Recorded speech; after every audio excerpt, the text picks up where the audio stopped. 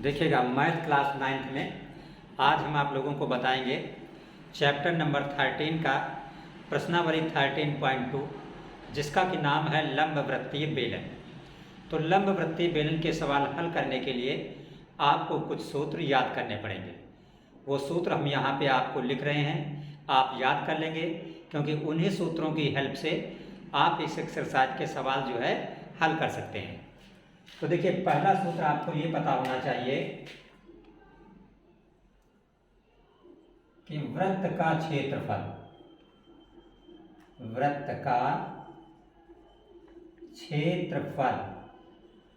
बराबर होता है पाई आर स्क्वायर। हम सिर्फ वो सूत्र यहाँ पे लिखेंगे जिन सूत्रों का यूज इस एक्सरसाइज में होना है। तो इस सूत्र का यूज होना है, इसलिए हमने लिखा। आपको पता होना चाहिए कि वृत्त का क्षेत्रफल होता है पाई आर स्क्वायर, जहाँ पे आर क्या है, आपकी त्रिज्या है। दूसरा सूत्र आपको पता होना चाहिए कि जो लंब वृत्तीय बेलन है, लंब वृत्तीय बेलन, इसका जो वक्र पृष्ठ होता है, वक्र पृष्ठ का सूत्र होता है 2 पाई आर एच, जहाँ पे आर का मतलब क्या है, त्रिज्या, और एच का मतलब है बेलन की ऊंचाई। 2 पाई आर एच क्या है, आपका बेलन का वक्र पृष्ठ है, आर का मतलब त्रिज्या है और एच का मतलब बेलन की ऊंचाई है। अभी हम आपको चित्र बना के बताएंगे कि त्रिज्या क्या है और ऊंचाई क्या है। तीसरा सूत्र इस चैप्टर का जो आपको याद करना है वो है बेलन का संपूर्ण पृष्ठ। तो हमने यहाँ पे लिखा संपूर्ण पृष्ठ। किसका संपूर्ण पृष्ठ? बेलन का। यहाँ पे हमने बेलन शब्द नहीं लिखा है, आप समझ लीजिए, बेलन का संपूर्ण पृष्ठ। तो ये बराबर होता है 2 पाई आर ब्रैकेट में इंटू एच प्लस आर, जहाँ पे आर का मतलब त्रिज्या और एच का मतलब ऊंचाई। चौथा जो सूत्र आपको इस चैप्टर में याद करना है वो है बेलन का आयतन। बेलन का आयतन, तो बेलन का जो आयतन होता है वो होता है आपका पाई आर स्क्वायर एच। आर का मतलब त्रिज्या और एच का मतलब ऊंचाई। अब देखिएगा यहाँ पे आप इतने सूत्र अगर याद कर लेते हैं तो प्रश्नावली 13.2 के जो भी बेलन से संबंधित सवाल हैं आप उनको हल कर सकते हैं। अब हम आपको बताएंगे कि जो शब्द वक्र पृष्ठ है, किसी भी बेलन के चित्र में वक्र पृष्ठ किसको कहते हैं, और जो संपूर्ण पृष्ठ है, संपूर्ण पृष्ठ किसको कहते हैं। ये दो चीज़ें समझना आपके लिए बहुत जरूरी है। देखिएगा बेलन का चित्र बनाते कैसे हैं। एक लाइन सीधी आप ऐसे खींचिए, एक ऐसे खींचिए, ठीक। इसको यहाँ पे मिला दीजिए, इसको यहाँ पे मिला दीजिए, फिर क्या करिए, ऐसे कर दीजिए और ऐसे कर दीजिए। तो क्या हो गया, ये गोल हो गया। गोल का मतलब वृत्त। इसी तरह इसको आप कर दीजिए, ये भी आपका क्या हो गया, वृत्त हो गया। अब यहाँ पे ये देखिए क्या है, ये है वृत्त का पूरा व्यास, ये आपका केंद्र होता है।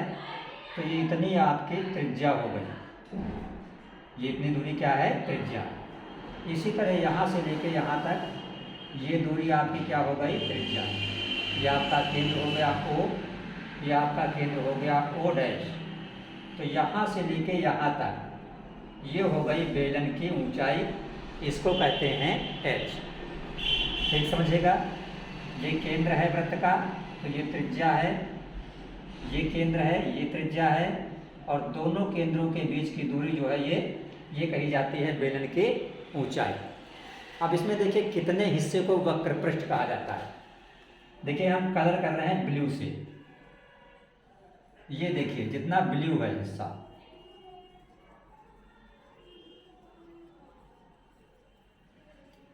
ये जितना हमने ब्लू कर दिया, ये आपका क्या है, वक्र पृष्ठ। जितना ब्लू कर दिया वो क्या है, वक्र पृष्ठ। तो जब भी आप वक्र पृष्ठ निकालते हैं जिसका क्षेत्रफल हमने लिखा है 2πr(h), तो वो सिर्फ इतना हिस्सा होता है जितना आपको ब्लू दिख रहा है। संपूर्ण पृष्ठ में क्या है, इसी वक्र पृष्ठ में जब ये ऊपर वाला गोल वाला हिस्सा, ये वृत्त का क्षेत्रफल और इस वृत्त का क्षेत्रफल दोनों जोड़ दिया जाता है, तो ये कुल कहा जाता है संपूर्ण पृष्ठ। ठीक है, जितना क्षेत्रफल ये होता है नीचे का इस हिस्से का, उतना ही क्षेत्रफल इस हिस्से का होता है। जैसे आपके घरों में जो पाइप होते हैं, तो पाइप की डिजाइन क्या होती है, बेलनाकार होती है। ये देखिए पिन है आपके सामने, अगर इसको हम यहाँ से पकड़ दें, अब ये देखिए क्या है, बेलन। क्यों, जितना गोल ये है उतना ही गोल इधर ये। पुराने ज़माने में जब खाना बनाते थे, तो अब तो गैस का सिस्टम है, घर में जो फोकनी होती थी, तो फोकनी क्या होती थी, वो भी क्या है, बेलन है। जिस टंकी में लोग घरों में क्या भरते हैं, गेहूँ भरते हैं, वो टंकी देखिए ऊपरी सिरा जितना गोल होता है, निचला सिरा भी उतना गोल होता है। जो टंकी गेहूँ भरने की होती है वो भी इस टाइप की होती है, निचला सिरा जितना गोल, ऊपरी सिरा भी उतना ही गोल होता है। तो घर में जो गेहूँ भरने वाली टंकी है वो भी कैसी होती है, आपकी बेलनाकार होती है। तो अब हम देखते हैं इससे संबंधित, आज आपको हम बताएंगे सिर्फ 2 सवाल। देखिए पहला क्वेश्चन आपका है, लिखा है ऊंचाई 14 सेंटीमीटर, ऊंचाई कितनी है, 14 सेंटीमीटर वाले लंबवृत्तीय बेलन का वक्र पृष्ठ जो है वो 88 सेंटीमीटर स्क्वायर है। आपको बताना है बेलन के आधार का व्यास बताना है। ये देखिए ऊंचाई आपकी कितनी है, 14। तो जब इस सवाल को आप हल करेंगे तो लिखेंगे बेलन की ऊंचाई, बेलन की ऊंचाई, और ऊंचाई को किस अक्षर दिखाते हैं, h से। ये बेलन की ऊंचाई जो आपकी h है, ये बराबर कितनी है, 14।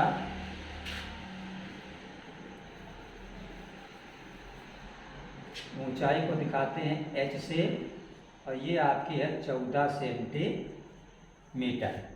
और ये देखिए वक्र पृष्ठ दिया है 88, तो वक्र पृष्ठ का आपका सूत्र क्या होता है, 2πr(h), और ये कितना दिया है, 88, तो हमने लिखा 2πr(h) बराबर 88।